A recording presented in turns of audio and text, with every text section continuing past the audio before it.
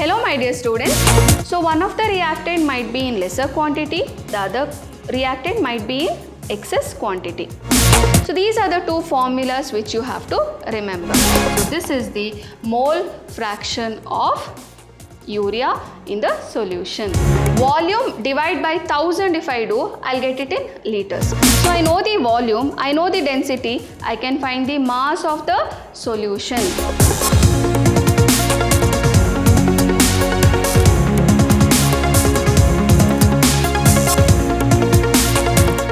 Hello my dear students, welcome back to the last session on the chapter Some Basic Concepts of Chemistry.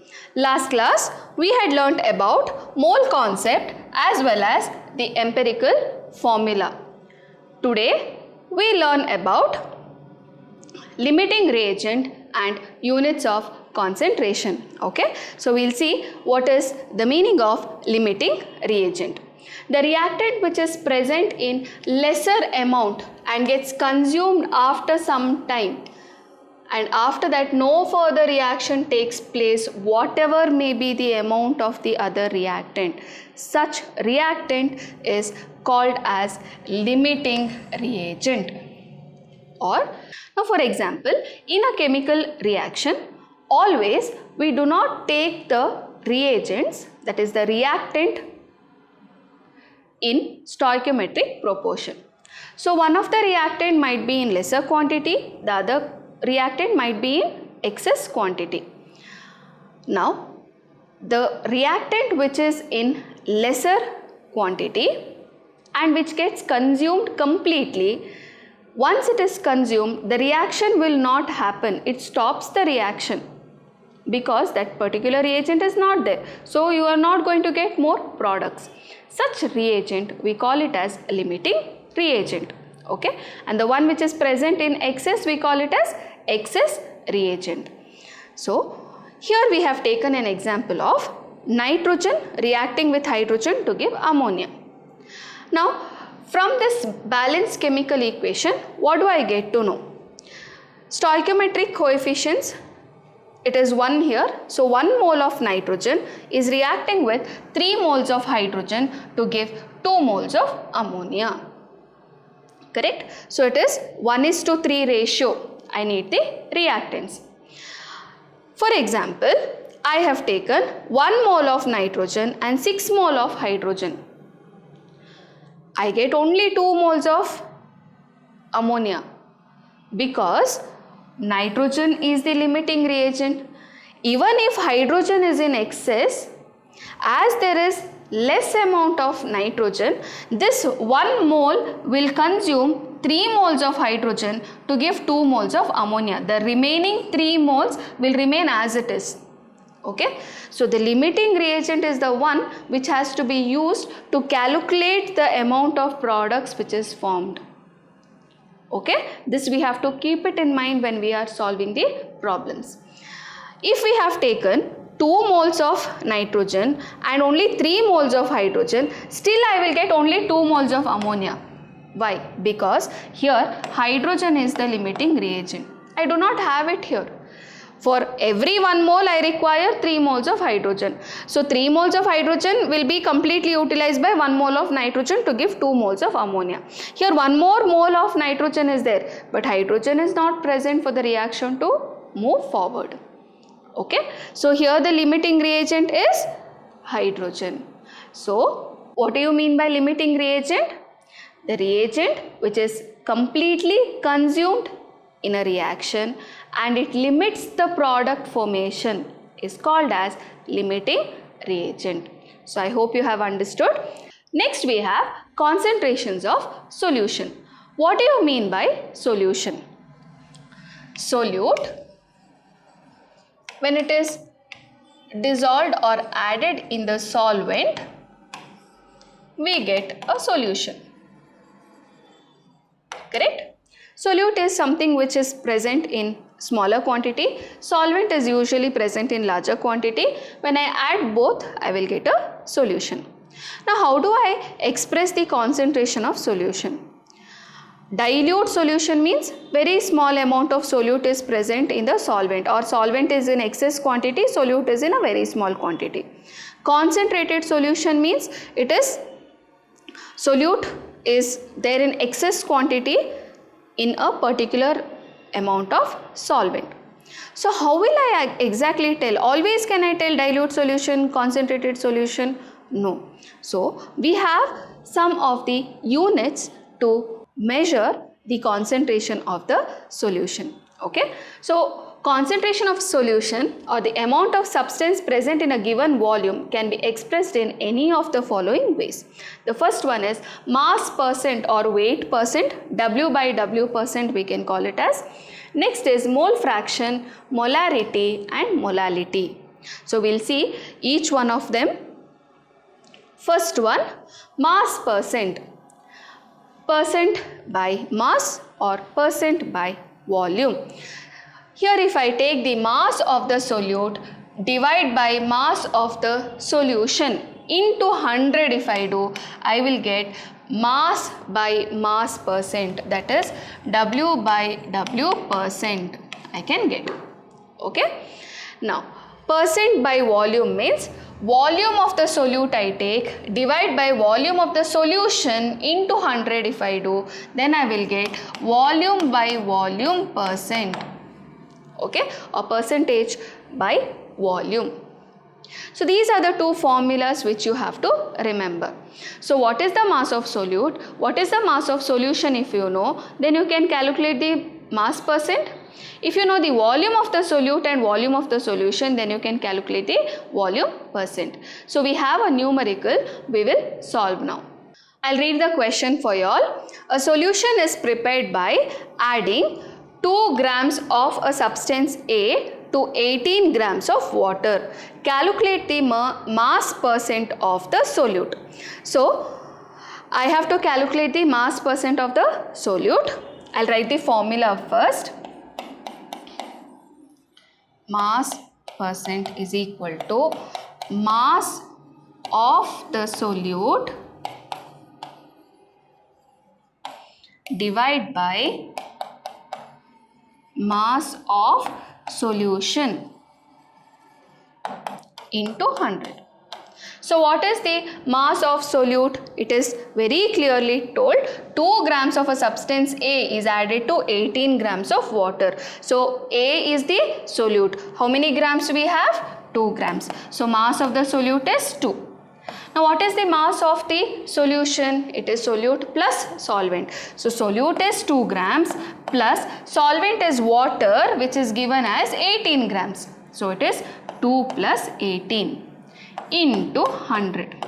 So I will get it as 2 into 100 divided by 20 which is nothing but 10%. So I hope you have understood how to solve this problem. It's very simple provided you understand the question properly. Next one, mole fraction. What do you mean by mole fraction? It is the ratio of number of moles of a particular component to the total number of moles of the solution. So for example, I have a solute and solvent.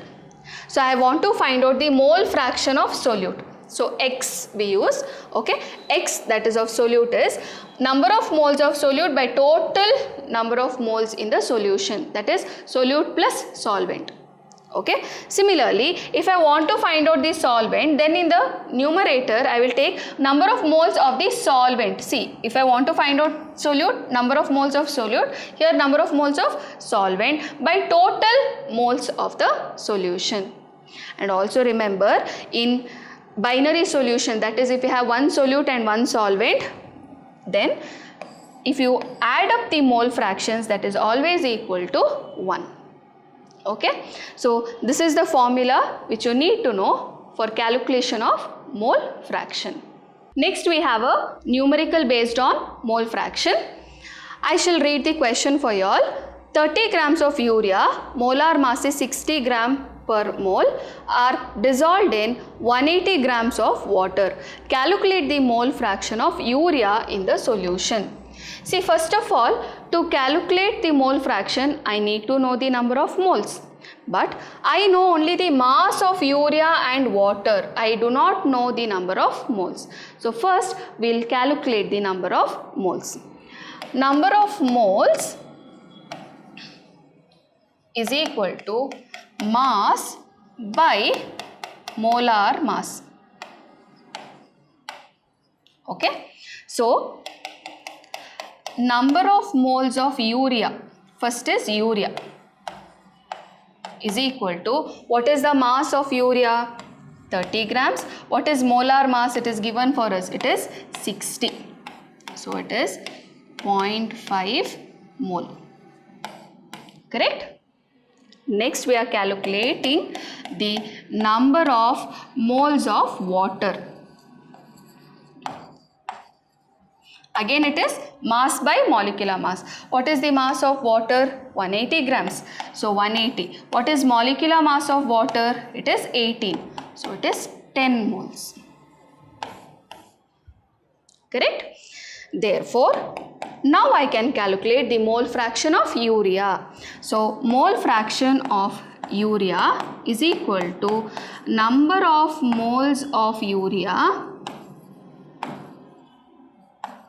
divide by number of moles of urea plus number of moles of water.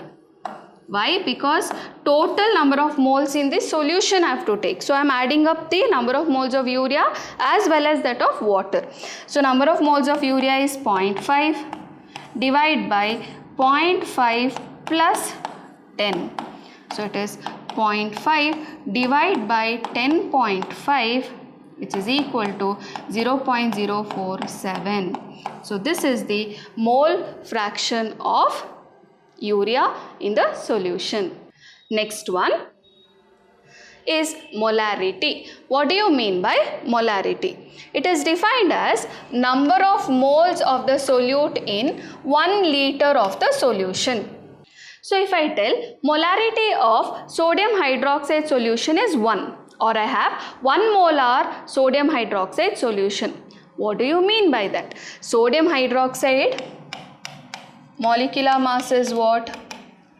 It is 23 plus 16 plus 1, which is equal to 40. Okay. So if I take 40 grams of sodium hydroxide, dissolve it, and if I get 1 liter of solution, okay, if I take 40 grams and dissolve it in water to get 1 liter of sodium hydroxide, I can tell the molarity is 1. Why? Because 40 grams is nothing but 1 mole. It is molecular mass. Correct? So if I take 1 mole of a substance and dissolve in 1 liter of the solution, then it is called as molarity, or it is defined as number of moles of solute in 1 liter of the solution. It is denoted by capital letter M. So if I know the number of moles of solute, divide by volume of solution in liters, I'll get molarity.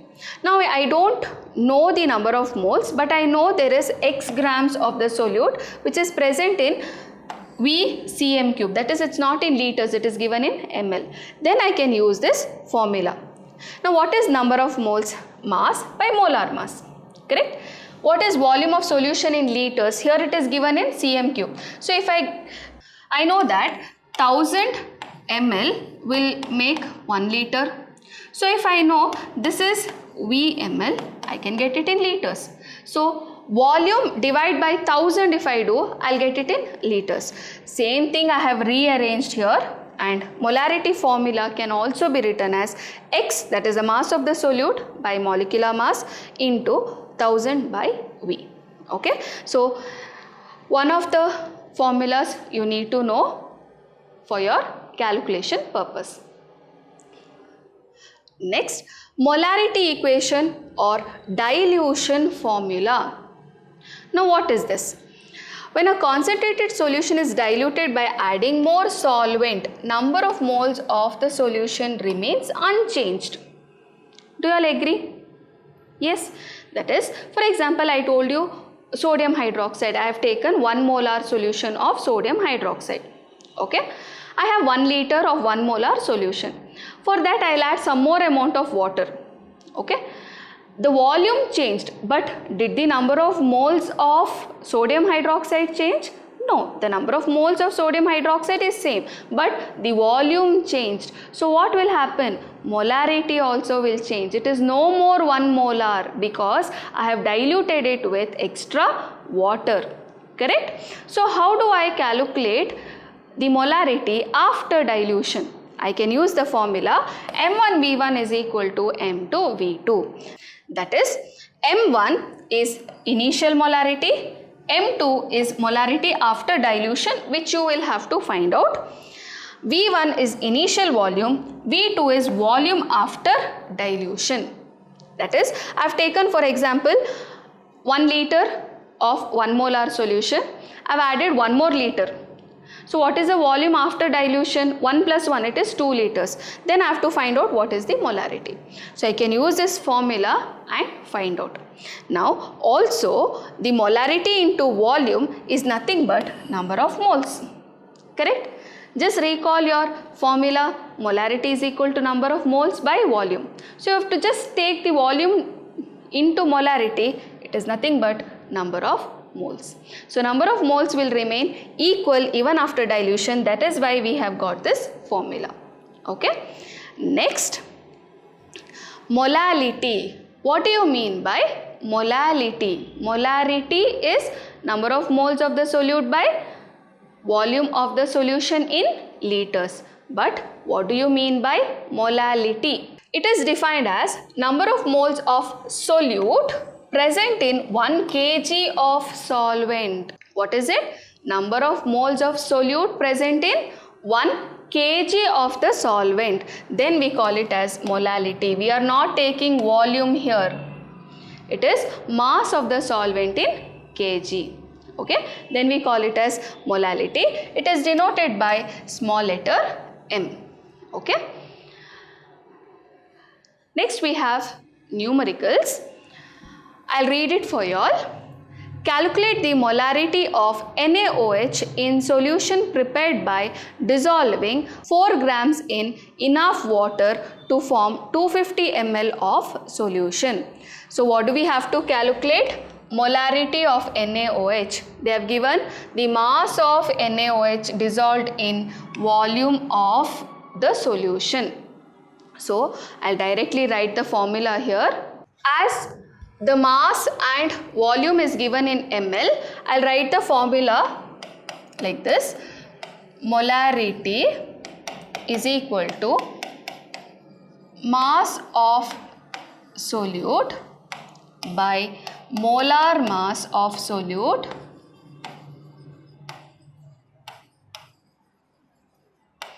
into 1000 by volume of the solution in ml. Okay, so mass of solute is what? 4. What is molar mass of the solute? Solute is sodium hydroxide. So NaOH. Sodium is 23. Oxygen is 16. Hydrogen is 1. So I'll get it as 40. So molar mass is 40 into 1000 divided by 250.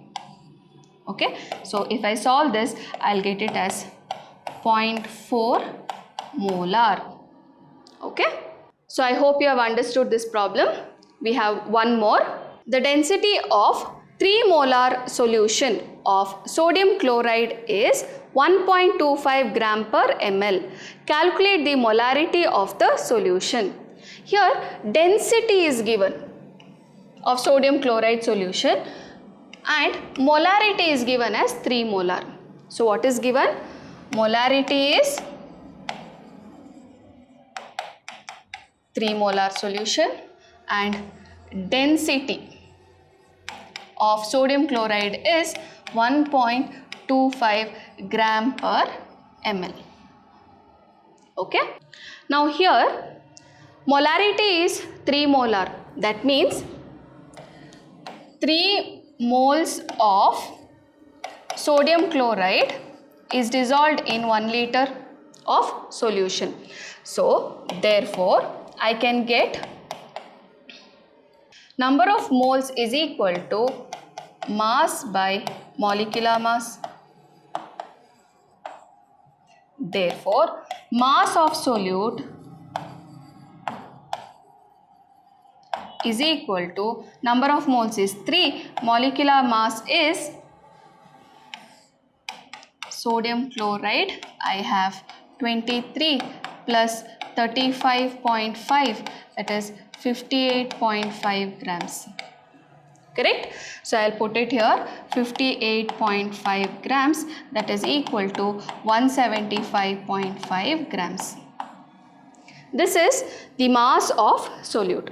Now I'll get the mass of solution.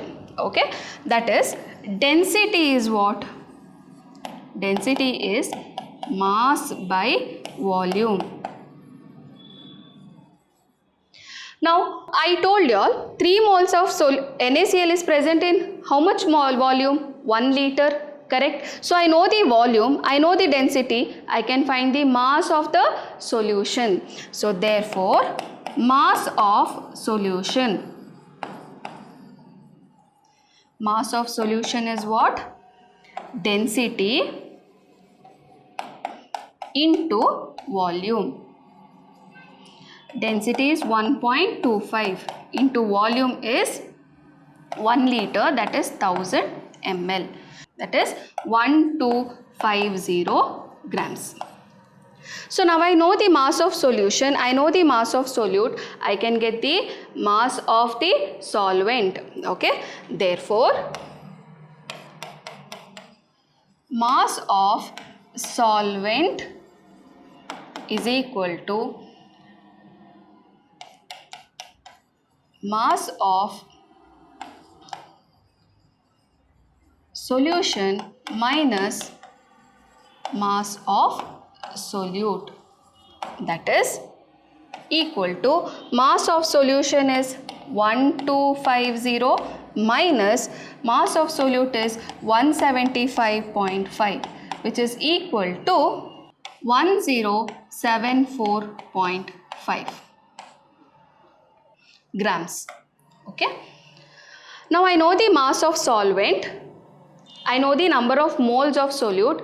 Now I can calculate the molality. Therefore molality is equal to number of moles of solute by mass of solvent in kg. Okay, so there is number of moles of solute is 3 moles. What is the mass of solvent in kg? I require to know. Number of moles of solute is 3, divide by mass of solvent in kg I require, but I have in grams, so it is 1074.5 divide by 1000, I'll get it in kg, which is nothing but 3 into 1000 by 1074.5, which if I calculate, I'll get it as 2.79 molal. It is 2.79 molal. That is the molality of the solution. I hope you have understood this numerical. Next class, I'll be starting with the new chapter, classification of elements and periodicity in their properties. So I hope you have understood this particular chapter. Stay focused, stay curious. Thank you, my dear children.